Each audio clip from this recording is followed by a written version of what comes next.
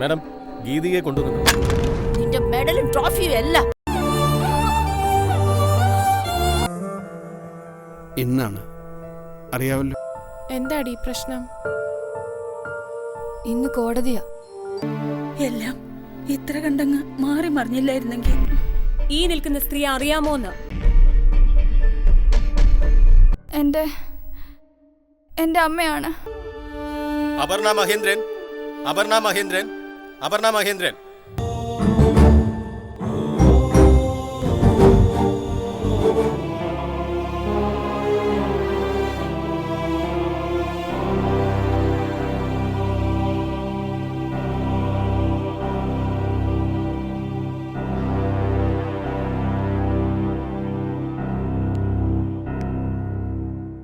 അപർണ മഹേന്ദ്രൻ അല്ലേ?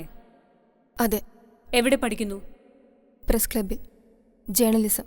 താങ്കളുടെ ഇളയ സഹോദരിയാണ് ഗീതിക മഹേന്ദ്രൻ അല്ലേ? അതെ. ഗീതിക ഇപ്പോൾ ഈ കോടതിയിൽ ബോധിപ്പിച്ചതുപോലെ നിങ്ങളുടെ വീട്ടിൽ ഇടയ്ക്ക് 1-2 പ്രാവശ്യം മാത്രം സന്ദർശിച്ചിട്ടുള്ള, അച്ഛന്റെ മ്യൂസിക് ഷോപ്പിൽ വല്ലപ്പോഴും എത്തുന്ന ഒരു വെറും സാധാരണക്കാരനായ അസിസ്റ്റന്റ് പയ്യൻ, അതായിരുന്നു ജൂഡ് സേവ്യർ? ആയിരുന്നോ? അല്ല. അപ്പൊ പിന്നെ ആരാണ് ജൂഡ് സേവ്യർ? ഞങ്ങളുടെ വീട്ടിലെ ഒരംഗത്തെ പോലെയായിരുന്നു ജൂഡ്. അച്ഛൻ്റെ ഏറ്റവും പ്രിയപ്പെട്ട ശിഷ്യൻ. കഴിഞ്ഞ 3 വർഷങ്ങളായി എൻ്റെ അച്ഛൻ്റെ ജീവിതത്തിൽ ജൂഡിൻ്റെ പ്രസൻസ് ഇല്ലാത്ത ദിവസങ്ങൾ കാണുമെന്ന് തന്നെ സംശയം. അത്രയ്ക്ക് അദ്ദേഹത്തിന് ഇഷ്ടമായിരുന്നു ജൂഡിനെ.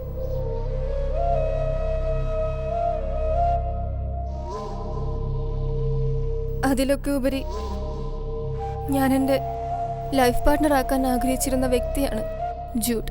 ഓ, you were having an affair? Yes. പിന്നെ വീട്ടിൽ നിന്ന് എതിർപ്പുണ്ടായോ? ഉണ്ടായിരുന്നു. അമ്മയുടെ ഭാഗത്തു നിന്ന്, അമ്മയുടെ ഫാമിലിയുടെ ഭാഗത്തു നിന്ന്. പക്ഷെ പിന്നീട് ഞങ്ങളുടെ നിർബന്ധത്തിന് വഴങ്ങി എല്ലാവരും വിവാഹത്തിന് സമ്മതിക്കുകയായിരുന്നു. നവംബർ 20 ഞങ്ങളുടെ മാരേജ് സ്പെഷ്യൽ മാരേജ് ആക്ട് പ്രകാരം രജിസ്റ്റർ ചെയ്യാനായിരുന്നു, with the permission of our parents. അപ്പോഴാണ് 18-ാം തീയതി ആ ദാരുണമായ സംഭവം അല്ലേ? ഈ നിൽക്കുന്ന സ്ത്രീയെ അറിയോ? അറിയാം. അമ്മയാണ്. ജൂഡ് സേവ്യർ കേസിലെ പ്രൈം അക്യൂസ്ഡ് ആയാണ് അവർ ഇവിടെ നിൽക്കുന്നതെന്ന് അപർണയ്ക്ക് അറിയോ? അറിയാം. ഭദ്ര മഹേന്ദ്രനിൽ ആരോപിക്കപ്പെട്ടിരിക്കുന്ന ആ കുറ്റം ഇവർ ചെയ്തതാണെന്ന് അപർണ വിശ്വസിക്കുന്നുണ്ടോ?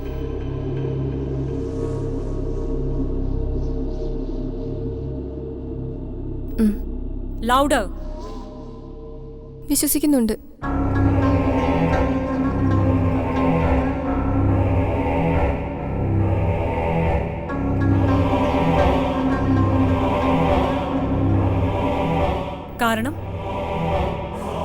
കാരണം ഐ നോ. എനിക്കറിയാം.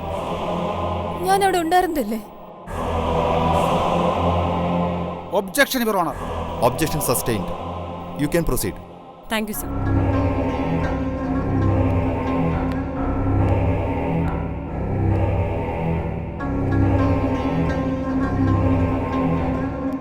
Thank you, your honour. ദൃക്സാക്ഷികൾ ഒന്നുമില്ലാത്ത കേസിൽ സാഹചര്യ തെളിവുകൾ മാത്രമാണുള്ളത്. എൻ്റെ കക്ഷിയോട് പ്രതികാര മനോഭാവമുള്ള സാക്ഷിയെ ഇമോഷണലി പ്രൊവോക്ക് ചെയ്ത് കൂടുതൽ എതിർവാദം ഉണ്ടാക്കാനുള്ള കൃത്രിമമായ ശ്രമങ്ങളാണ് പ്രോസിക്യൂഷൻ നടത്തിക്കൊണ്ടിരിക്കുന്നത്. അമ്മയും മക്കളും അടങ്ങുന്ന കുടുംബത്തിലെ അംഗങ്ങളാണ് ഈ കേസിലെ കക്ഷികൾ എന്നുള്ളതുകൊണ്ട് തന്നെ ഇമോഷണലി വൾണറബിളായ അവരവസ്ഥയെ ചൂഷണം ചെയ്യുക വളരെ എളുപ്പമാണ്. പക്ഷേ കോടതിയുടെ ലക്ഷ്യം സത്യം കണ്ടെത്തുകയാണ്. You can proceed. Thank you, your honour. Miss Geethika മഹേന്ദ്രനെ കൂറുമാറിയതായി കോടതി ഇവിടെ പ്രഖ്യാപിച്ചു കഴിഞ്ഞു. പക്ഷേ ഈ കേസിൽ യഥാർത്ഥത്തിൽ കൂറുമാറിയത് ആരെന്നറിയാം? യഥാർത്ഥ hostile witness it's you miss Aparna Mahendran. Police സ്റ്റേറ്റ്മെന്റിൽ നിങ്ങൾ കൊടുത്തിരിക്കുന്ന പരാമർശങ്ങളിൽ നിന്നും തീർത്തും ഘടകവിരുദ്ധമായ പരാമർശങ്ങളാണ് നിങ്ങളിപ്പോൾ കോടതിക്ക് മുന്നിൽ നടത്തിയിരിക്കുന്നത്. ശരിയല്ലേ? പറയൂ. ജൂഡ് സേവ്യർ നിങ്ങളുടെ ഒരു സാധാരണ സുഹൃത്ത് മാത്രമാണ്. ഈ പറഞ്ഞ തരത്തിലുള്ള യാതൊരു ബന്ധവും ജൂഡും നിങ്ങളും തമ്മിലില്ലാന്ന് ഞാൻ പറഞ്ഞാൽ നോ. നിങ്ങളുടെ മറച്ചു സ്ഥാപിക്കാൻ ശ്രമിക്കുന്നതിന് പിന്നിൽ വ്യക്തമായ ഉദ്ദേശ ലക്ഷ്യങ്ങളുണ്ട്.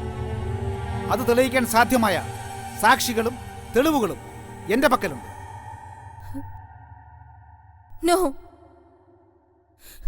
കള്ളമാണ്.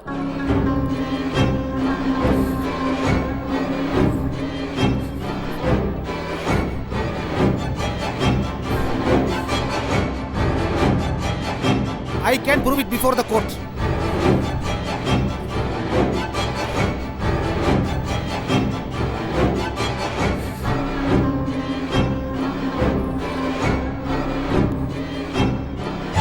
What happened? What happened, Miss Abarna? I'm all right. സുഖമില്ലായ്മ തോന്നുന്നെങ്കിൽ അല്പനേരം ഇരുന്നോളൂ. വേണ്ട sir, I'm okay. I think you are tensed. ടെൻഷൻ്റെ ആവും ഇത്ര പെട്ടെന്ന് ഇങ്ങനെ.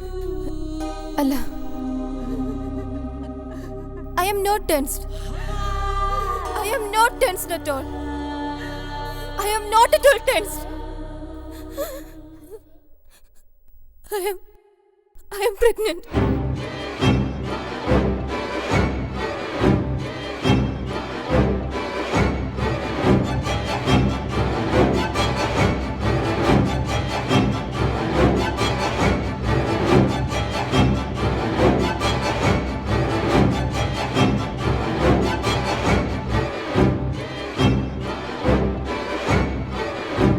അവിവാഹിത എന്നാണല്ലോ പോലീസ് റിപ്പോർട്ടിലുള്ളത്. അതെ, അവിവാഹിതയാണ്.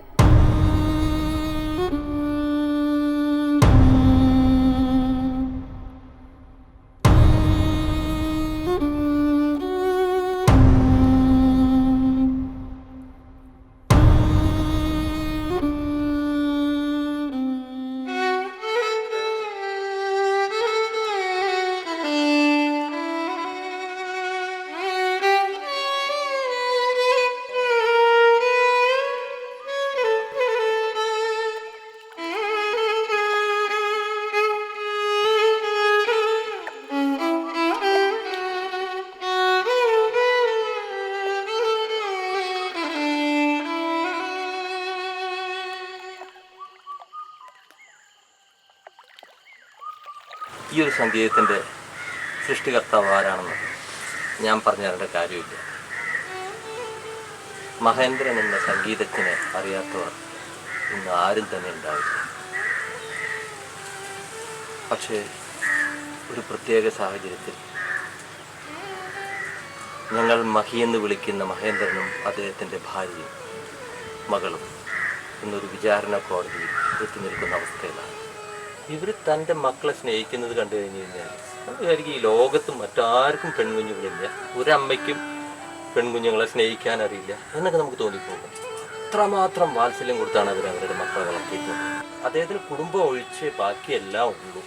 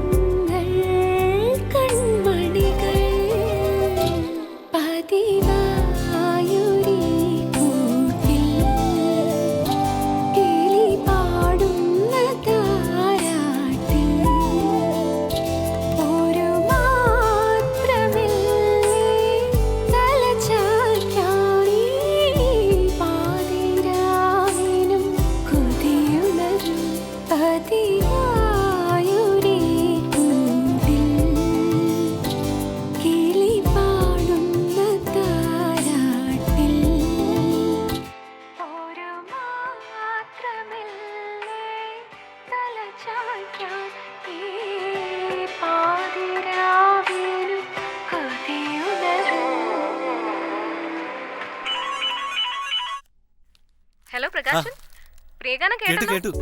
വളരെ സന്തോഷം. നന്ദിയുണ്ട്, ഒരുപാട് നന്ദി. എനിക്ക് ഒരുപാട് ഇഷ്ടപ്പെട്ട പാട്ടായത്. ആണോ? ഇന്നത്തെ ദിവസം മറ്റൊരു പ്രത്യേകത കൂടിയുണ്ട്. ഇന്ന് പ്രഖ്യാപിച്ച സംസ്ഥാന ചലച്ചിത്ര അവാർഡില് ഏറ്റവും മികച്ച സംഗീത സംവിധായകനുള്ള പുരസ്കാരം ലഭിച്ചത് ഈ ഗാനത്തിനാണ്. ആണോ? 15 വർഷങ്ങൾക്ക് ശേഷം KR മഹേന്ദ്രൻ സംഗീത സംവിധാനം നിർവഹിച്ച ഈ ഗാനം ഹിറ്റ് ചാർട്ടുകളിലും ഇടം നേടുകയുണ്ടായി. മഹേന്ദ്രനെ പോലെ പ്രതിഭാശാലിയായ ഒരു സംഗീത സംവിധായകൻ ഇതോടുകൂടി ഇനിയും സിനിമാ രംഗത്ത് സജീവമാകുമെന്ന് നമുക്ക് പ്രതീക്ഷിക്കാം. അങ്ങനെ പ്രതീക്ഷകൊണ്ട് പ്രകാശിനോട് ബൈ പറയുന്നു. അപ്പൊ ബിസിനസ് ഒക്കെ നന്നായിട്ട് നടക്കട്ടെ. എല്ലാ ആശംസകളും. അപ്പൊ നമുക്ക് അടുത്ത ഗാനം കേൾക്കാം. ഓക്കേ. അങ്ങനെ കുറെ നാളുകൾക്ക് ശേഷം എപ്പോഴെങ്കിലും കിട്ടിയല്ലോ. അയ്യോ, ചേച്ചി ഇവിടെ നിപ്പുണ്ടായിരുന്നോ? സാറിന്റെ കാര്യം പറഞ്ഞ് ഫോൺ ഇപ്പൊ അങ്ങോട്ട് വെച്ചേ ഉള്ളൂ. ചേച്ചി ഇവിടെ ഉണ്ടെന്നറിഞ്ഞെങ്കിൽ ചേച്ചിയുടെ കാര്യം കൂടെ പറയില്ലായിരുന്നോ? കേട്ടു. ആ, എല്ലാം എടുത്തു വെച്ചോ പ്രകാശ? ആ, അത് ചേച്ചി പറഞ്ഞപ്പോഴേ എടുത്തു വെച്ചിട്ടില്ലേ? ആ, സാറിന്റെ പാട്ടിന് സംസ്ഥാന അവാർഡ് കിട്ടിയത് ആഘോഷിക്കണ്ടേ ചേച്ചി? ആഘോഷിക്കണം. ഇനി അങ്ങോട്ട് സാറിന്റെ ടൈം വീണ്ടും വരാൻ പോവുക. ചേച്ചി നോക്കിക്കോ, എന്നാ പാട്ടായത്. കേട്ട് പഠിക്കണം ഇപ്പോൾ ഈ പുതിയ പിള്ളേര്. ഇനിയൊരു പായസത്തിനുള്ള സാധനം കൂടി എടുത്തു വെക്കണേ. ആ, അത് ശരി. അപ്പൊ ഓഫീസിൽ നിന്ന് നേരത്തെ ഇറങ്ങി സംഭവം ഗംഭീരമാക്കാനുള്ള പുറപ്പാടാണല്ലേ? സാറിപ്പോ വീട്ടിലുണ്ടോ ചേച്ചി? ഇല്ല, ഇപ്പൊ മ്യൂസിക് ഷോപ്പിലായിരിക്കും.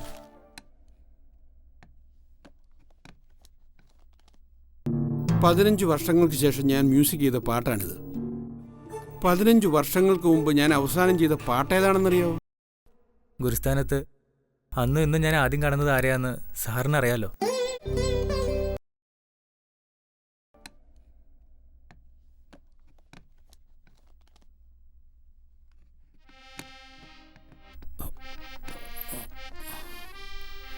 എത്ര നേരമായി കാണും ആളകത്ത്? കുറച്ചു നേരമായി. പക്ഷേ ഇതങ്ങോട്ട് ശരിപ്പെടുന്ന സംഭവമാണെന്ന് എനിക്ക് തോന്നുന്നില്ല. അടിപിടിയിലും ചീത്തവിളിയിലും ചെന്ന് അവസാനിക്കാതിരുന്നാൽ മതിയായിരുന്നു. ഇത് ഏത് സംവിധായകനെ സേവിച്ചായ? കൊച്ചിനറിയാം, പണ്ട് ഇവിടെ വന്നിട്ടുണ്ട്. കുറേ നാളായിട്ട് കാണാനില്ലായിരുന്നു. വലിയ ഹിറ്റ് മേക്കറാ. കൂടൊരു പ്രൊഡ്യൂസറുണ്ട്.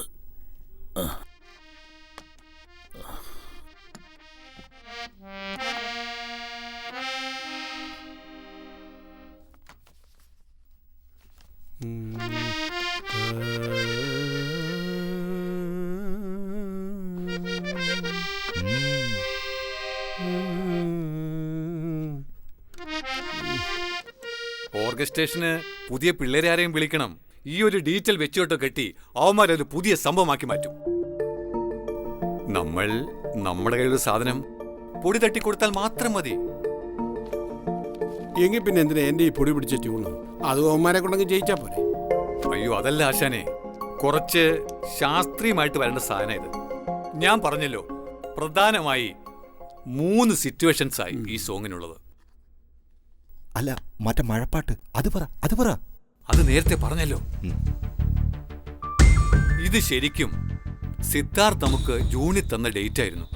ഹരിയുടെ പടത്തിന്റെ സ്ക്രിപ്റ്റ് ആയില്ല. അപ്പൊ അത് അങ്ങോട്ട് തള്ളി. അതാ ഇങ്ങനെ ചാടിക്കേറി ചെയ്യേണ്ടി വന്നേ. ആശാൻ ധൈര്യമായിട്ട് ചെയ്യുന്നേ. ഇപ്പൊ ഈ അവാർഡിന്റെ മൈലേക്ക് കിടക്കുമല്ലേ, അതിലങ്ങ് ക്ലിക്ക് ചെയ്തോളും. പാട്ട് യൂട്യൂബിൽ ഇട്ടാലേ ആദ്യത്തെ ദിവസം തന്നെ ഒരു 19,000 ലൈക്ക് കിട്ടണം. അതിലാ കാര്യം.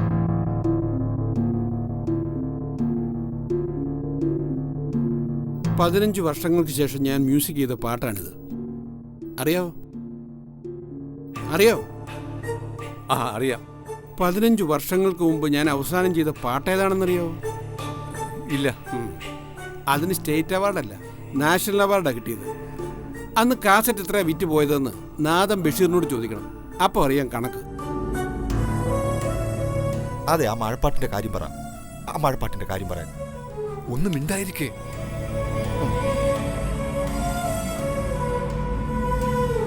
അവാർഡിന്റെ പച്ചയിലങ്ങ് പച്ചപിടിക്കാനും പടച്ചുവിടാനുമായിരുന്നെങ്കിൽ എനിക്കത് അന്നേ ആകാമായിരുന്നു. പിന്നെ ഈ പുതിയ കമ്പ്യൂട്ടർ പിള്ളേര് ഫേഷ്യലും വാക്സിൻ ചെയ്തിറക്കിയാലേ എൻ്റെ പാട്ട് ഇന്നത്തെ ചന്തയിൽ വിറ്റുപോകുന്നുള്ളെങ്കിൽ ആ പരിപാടിക്ക് എന്നെ വിളിക്കണ്ട. അതിനൊക്കെ ഇവിടെ ഒരുപാട് പേരുണ്ടല്ലോ. അങ്ങനെയുള്ള കച്ചവടം എനിക്ക് വേണ്ട. അപ്പം ശരി. വാ സർ, ഞങ്ങൾ വരട്ടെ. ആ, മോളെ, അച്ഛൻ നന്നാവുന്ന ലക്ഷണമൊന്നുമില്ലല്ലോ. കഴിവുണ്ടെന്ന് പറഞ്ഞിട്ട് കാര്യമില്ല. കാലം കുറച്ച് മാറിന്നൂടെ മനസ്സിലാക്കണം. വാ സാറേ. അപ്പൊ നമ്മുടെ മഴപ്പാട്ടോ അത് പോയോ? ജൂണിലാണ് ശരിക്കും മഴ കിട്ടിയത്. അതാവുമ്പോ ശരിക്കും നനഞ്ഞു കിട്ടിയത്. അതല്ലേ ഇതിന്റെ ഒരു ഒറിജിനാലിറ്റി. അച്ചോ അച്ചോ, ദേ അവര് പോയി. വയലിൻ കൊണ്ടാണല്ലേ ഇപ്പൊ ഗെറ്റ് ഔട്ട് അടി. അവരെ ഉടക്കി പറഞ്ഞയച്ചല്ലേ? പിന്നല്ലാണ്ട്. ഒരു 10 വർഷം മുമ്പായിരുന്നെങ്കിലേ വേറെ വല്ല ഭാഷയും വന്നേ എൻ്റെ വായിന്ന്. ഇന്നലെ ഏതോ ജൂറിയെ ചൊറിഞ്ഞുകൊണ്ട് വന്നതാ എനിക്ക് അവാർഡെന്ന്. ഈ ബഹളത്തിനിടെ ആ പേര് വിറ്റ് കാശാക്കാനുള്ള ഏർപ്പാടാ. എൻ്റെ പാട്ട് കമ്പ്യൂട്ടറിലിട്ടൊന്ന് പൊഴിഞ്ഞാലേ പുതിയ ജനറേഷന് പിടിക്കൂ. ആ പറഞ്ഞു തീർന്നില്ല, ഇതാ വന്നല്ലോ. നേരത്തെ ആണല്ലോ. ഞാൻ മാഷിനൊരു മെസ്സേജ് അയച്ചിരുന്നു. കണ്ടു. യഥാർത്ഥ സംഗീതം ഡിസേർവ് ചെയ്ത അവാർഡെന്നല്ലേ? അതിന് ഇതാണ് യഥാർത്ഥ സംഗീതമെന്ന് തൻ്റെ ആശാന്മാരൊന്നും സമ്മതിച്ചു തരികയല്ലോ. ഗുരുസ്ഥാനത്ത് അന്ന് ഇന്ന് ഞാൻ ആദ്യം കാണുന്നത് ആരെയാന്ന് സാറിന് അറിയാലോ. ആ, തന്നോടും നന്ദി പറയണം. പാട്ട് ഇത്ര നന്നായി വരാൻ തൻ്റെയും ചില ഇൻപുട്സ് ഉണ്ട്, അത് മറക്കുന്നില്ല. അപ്പൊ അച്ഛൻ എപ്പോഴാ ഖർവാപ്പസി? ഞാൻ കുറച്ച് താമസിക്കും. ചാനലിൽ നിന്ന് ഇന്റർവ്യൂവിന് അവരിങ്ങോട്ട് വരാമെന്ന് പറഞ്ഞിരുന്നു. അവർക്കിവിടെ ഈ ബാക്ക് ഡ്രോപ്പിൽ വെച്ച് തന്നെ ഷൂട്ട് വേണമെന്ന്. അപ്പൊ സാർ ഇന്റർവ്യൂവിനൊക്കെ സമ്മതിക്കും അല്ലേ? ഇതാ സേതു വിളിച്ച് നിർബന്ധിച്ചോണ്ട്. ഇല്ല, ഞാൻ ഒഴിവായനെ. അച്ഛാ, ഈ അംഗീകാരം ഫെയിം എന്നൊക്കെ പറയുന്നതേ ഏതൊരു കലാകാരനും ആഗ്രഹിക്കുന്നതാ. അതില്ല എന്നൊക്കെ പറയുന്നതേ ചുമ്മാ കള്ളത്തരാ. ശരിയായിരിക്കും, പക്ഷേ ഈ അംഗീകാരം ആരുടെയെങ്കിലും ഒരു സൗജന്യമായിട്ട് വരുമ്പോഴോ ആരുടെയെങ്കിലും സേവ് പിടിച്ച് കിട്ടുമ്പോഴോ ആണ് ബോറാകുന്നത്. ജെന്യുവനായിട്ട് വരുന്നെങ്കിൽ വരട്ടെ, അതിൽ സന്തോഷമല്ലേ ഉള്ളൂ. എന്തായാലും സംഗതി ഈ അവാർഡ് കാരണം ഞാൻ BP യിലാകുന്ന ലക്ഷണമാണ്. ആ ബന്ധത്തിന് ചില ലിമിറ്റുണ്ട്, അത് നീ ഓർക്കണം. ഏത് ലിമിറ്റാ ഞാനിപ്പോ ഇവിടെ ക്രോസ് ചെയ്തത്? ക്ഷണിച്ച് വരുത്തിയിട്ടുണ്ടെങ്കിലേ കൊണ്ടിരുത്തിയത് സിറ്റിംഗ് റൂമിലാ, അല്ലാതെ ബെഡ്റൂമിലല്ല. അപ്പോ ഈ ബഹുമാനം എന്നൊക്കെ പറയുന്നതേ അങ്ങോട്ട് മാത്രല്ല, അത് കുറച്ചൊക്കെ ഇങ്ങോട്ടും വേണം. ദേ അച്ഛാ, ഞാൻ ഇപ്പോഴേ പറഞ്ഞേക്കാം, വായ്പയൊക്കെ വേണ്ടി വരും. ഫ്രണ്ട്സ് ഒക്കെ വിളിയോട് വിളിയാ. താജൊക്കെ അവന്മാരുടെ ഫസ്റ്റ് ഓപ്ഷൻ. ബാർഗൈനിങ് നടന്നുകൊണ്ടിരിക്കുമല്ലേ. അവസാനം കടിയും ചായാലും ഒതുക്കായിരിക്കും. മാഷിന്റെ മോളല്ലേ? ആ, ചിലർക്കൊക്കെ കടിയും ചായയും തന്നെ. അതിപ്പോ നമ്മൾ അവരുടെ ഒരു നിലവാരമൊക്കെ നോക്കി വേണമല്ലോ, അല്ലേ അച്ഛാ? വിളി വന്നു. ഹലോ, ഞാൻ എന്താ പുറപ്പെടുവാ. ശരി അച്ഛാ, അപ്പൊ വീട്ടിൽ കാണാം. ബൈ.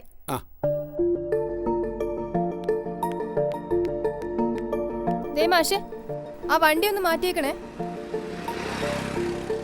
അതെ, മാഷിനുള്ള ചായയും കടിയും ഞാൻ വെച്ചിട്ടുണ്ട്.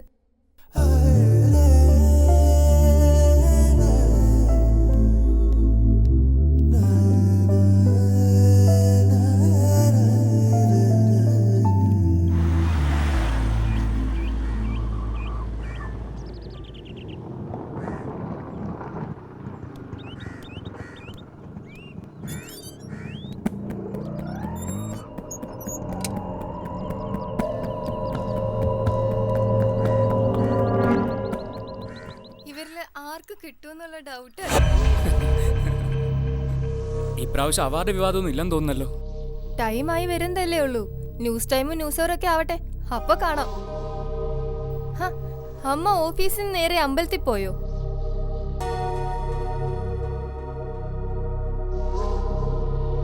അമ്മേ, ഇത് മിഥുൻ. Hi aunty. നിനക്കെന്തോ അസൈൻമെന്റ് ഉണ്ടെന്ന് പറഞ്ഞിട്ട് അതൊക്കെ കട്ട് ചെയ്തമ്മേ. അവാർഡ് ന്യൂസ് വന്നതിൽ പിന്നെ അതിന്റെ ഒരു മൂടായിരുന്നു. ഇവന്മാരായിരുന്നു ബഹളം, പാർട്ടി ഡിന്നർ എന്നൊക്കെ പറഞ്ഞിട്ട്. അപർണ അതിന്നൊക്കെ വലിയ നോക്കൂ ആന്റി. ഞങ്ങൾ വിട്ടുകൊടുക്കോ? ഞങ്ങൾ പൈസ കുറച്ച് പൊടിപ്പിക്കും. ഫ്രീ ആയ പിന്നെ നിനക്ക് എന്നെ ഒന്ന് വിളിച്ചൂടായിരുന്നോ? ഞാൻ പറഞ്ഞതല്ലേ എനിക്കിന്ന് ഹാഫ് ഡേ ലീവാണെന്ന്. അമ്മേ, അതിന് ഞാനിപ്പോ ഫ്രണ്ട്സ് ഒന്നും പറയണ്ട. എപ്പോ നോക്കിയാലും ചുമ്മാ കറങ്ങി നടന്നോളും. അതിങ്ങിതാ അനിതേ, അനിതേ, മേശ വൃത്തിയാക്കി ഇടണമെന്ന് എത്ര തവണ ഞാൻ പറഞ്ഞിട്ടുണ്ട്. നീ ഇതെല്ലാം അവിടെ കൊണ്ടുവച്ചേ, എന്നിട്ട് ഡൈനിങ് ടേബിൾ വൃത്തിയാക്ക്. എല്ലാം അവിടെ ഇവിടെ കിടക്കുക. കണ്ടില്ലേ ടേബിൾ കിടക്കുന്നത്? ഒരെണ്ണത്തിനും വൃത്തിയില്ല. സിങ്കിൽ എത്ര പാത്രങ്ങൾ കുന്നുകൂടി കിടക്കുക.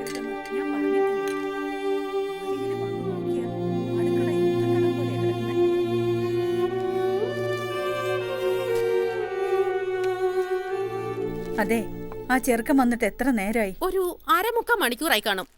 ആദ്യം വന്ന് സിറ്റൗട്ടിലിരിക്കുമായിരുന്നു. പിന്നെ അപ്പുമോള് വന്നിട്ട് അകത്തോട്ട് കയറിയത്. അകത്ത് കയറി TV കാണലും സംസാരവും ഒക്കെ തന്നെ ആയിരുന്നു. അയ്യോ, എന്റെ ചേച്ചി പേടിക്കാനൊന്നുമില്ല. ഞാൻ ഇവിടെ ആയിരുന്നെങ്കിലും എന്റെ ഒരു കണ്ണ് അവിടെ തന്നെ ആയിരുന്നു. ഞങ്ങൾ പെണ്ണുങ്ങളുടെ പ്രായം നമുക്കറിയാവുന്നല്ലേ ചേച്ചി. പക്ഷേ ഇടയ്ക്ക് ഞാനൊന്ന് ചെവി ഓർത്തു കേട്ടോ. അവര് സിനിമാ പാട്ടിനെ പറ്റിയൊക്കെ ആയിരുന്നു സംസാരം. അല്ലാതെ നമ്മൾ പേടിക്കുന്ന പോലെ ഒന്നും ഉണ്ടായിട്ടില്ല. അതെ, ഒറ്റ ചോദ്യമല്ലേ ചോദിച്ചുള്ളൂ. അപ്പൊ അതിന് മാത്രം മറുപടി പറഞ്ഞാ മതി. ഇതെല്ലാം പെറുക്കി അകത്തു വയ്ക്ക്. ഈ കൗമാരക്കാരുടെ വികാരങ്ങൾ അറിഞ്ഞുകൂടാത്ത ഒരു ഉദ്യോഗസ്ഥ. Mithun, please don't feel bad. അമ്മ ചില സമയത്ത് ഇങ്ങനെയാ. എന്റെ അമ്മയും ഡിറ്റോയാ. എന്റെ കാര്യത്തിലല്ല, അനീത്തിയുടെ കാര്യത്തിൽ. അവളുടെ ഏതെങ്കിലും ക്ലാസ്മേറ്റ്സോ ബോയ്സോ വീട്ടിൽ വന്നാ പിന്നെ അത് മതി. അവർ ഈ ഓവർ കൺസേൺ ആവുന്നോണ്ടാ. അപ്പൊ ശരി, നാളെ ക്ലാസ്സിൽ കാണാം. Leave it. താനത് കളഞ്ഞേക്കടോ.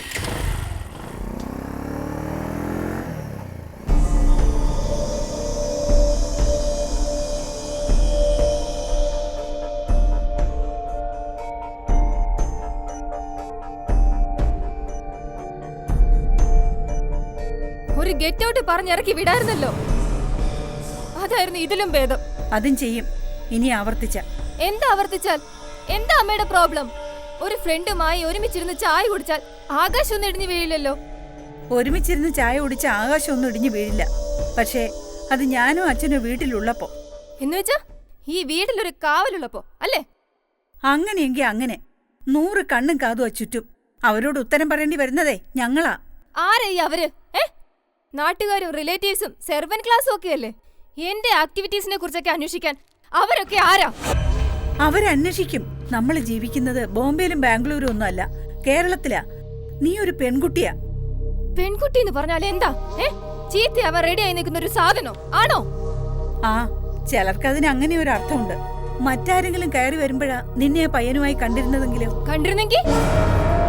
എനിക്ക് എന്നെ വിശ്വാസം. മറ്റാരെയും ബോധിപ്പിക്കേണ്ട കാര്യം എനിക്കില്ല. എന്നാ ഞങ്ങൾക്കുണ്ട്. ഞങ്ങൾക്കല്ല, അമ്മയ്ക്ക്. അച്ഛനെ ഇതിന്ന് വിട്ടുകളാ. പ്രശ്നം മുഴുവൻ അമ്മയ്ക്കാ. അമ്മമാരുടെ ഉത്തരവാദിത്വം നിനക്കിപ്പോ പറഞ്ഞാ മനസ്സിലാവില്ല. ഇപ്പൊ ഇവിടെ കണ്ടതൊക്കെ ഉത്തരവാദിത്തമെങ്കില് എനിക്കത് മനസ്സിലാവും വേണ്ട. ആൺകുട്ടി എന്ന് പറഞ്ഞാൽ ലവർ മാത്രമല്ല, ഫ്രണ്ട്. FRIEND, front. ലോകത്ത് അങ്ങനെ ഒരു ബന്ധമുണ്ട്, അറിയോ? ആ ബന്ധത്തിന് ചില ലിമിറ്റ് ഉണ്ട്. അത് നീ ഓർക്കണം. ഏത് ലിമിറ്റാ ഞാനിപ്പോ ഇവിടെ ക്രോസ് ചെയ്തത്? ക്ഷണിച്ച് വരുത്തിയിട്ടുണ്ടെങ്കിലേ കൊണ്ടിരുത്തിയത് സിറ്റിംഗ് റൂമിലാ, അല്ലാതെ ബെഡ്റൂമിലല്ല. അപ്പോ ഈ ബഹുമാനം എന്നൊക്കെ പറയുന്നതേ അങ്ങോട്ട് മാത്രല്ല, അത് കുറച്ചൊക്കെ ഇങ്ങോട്ടും വേണം.